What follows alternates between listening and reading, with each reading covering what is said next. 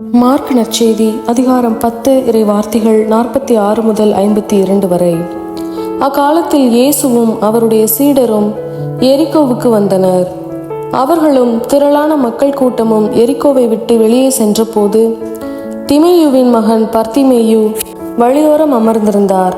பார்வையற்ற அவர் பிச்சை எடுத்து கொண்டிருந்தார். நாசரேத்து இயேசுதான் பேசுகிறார் என்று அவர் கேள்விப்பட்டு, இயேசுவே, தாவீதின் மகனே, எனக்கு இரங்கும் என்று கத்தத் தொடங்கினார். பேசாதிருக்குமாறு பலர் அவரை அதட்டினர்.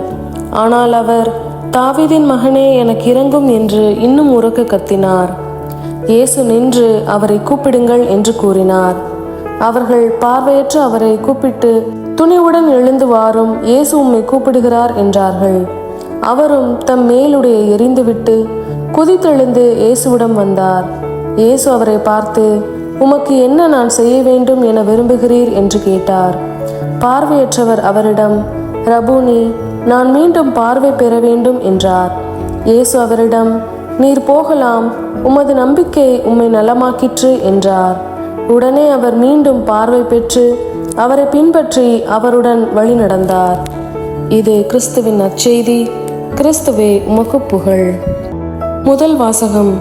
1 பேதுரு அதிகாரம் 2 இறை வார்த்தைகள் 2 முதல் 5 வரை மற்றும் 9 முதல் 12 வரை. அன்பிற்குரியவர்களே, புதிதாய் பிறந்த குழந்தைகள் போல் வஞ்சகமற்ற வார்த்தையாகிய பாலை அருந்த ஆர்வமுள்ளவர்களாயிருங்கள். இதை அருந்துவதால் நீங்கள் மீட்பில் வளருவீர்கள். உயிருள்ள கல்லாகிய அவரை அணுகுங்கள். மனிதரால் உதறி தள்ளப்பட்டதாயினும் கடவுளால் தெரிந்து கொள்ளப்பட்ட உயர் மதிப்புள்ள கல் அதுவே. நீங்களும் உயிருள்ள கற்களாயிருந்து ஆவிக்குரிய இல்லமாக கட்டி எழுப்பப்படுவீர்களாக. இயேசு கிறிஸ்துவின் வழியாய் கடவுளுக்கு உகந்த ஆவிக்குரிய பலிகளை படைக்கும் தூய குருக்களின் கூட்டமாகவும் இருப்பீர்களாக. ஆனால் நீங்கள் தேர்ந்தெடுக்கப்பட்ட வழிமரபினர், அரச குருக்களின் கூட்டத்தினர், தூய மக்களினத்தினர், அவரது உரிமை சொத்தான மக்கள்.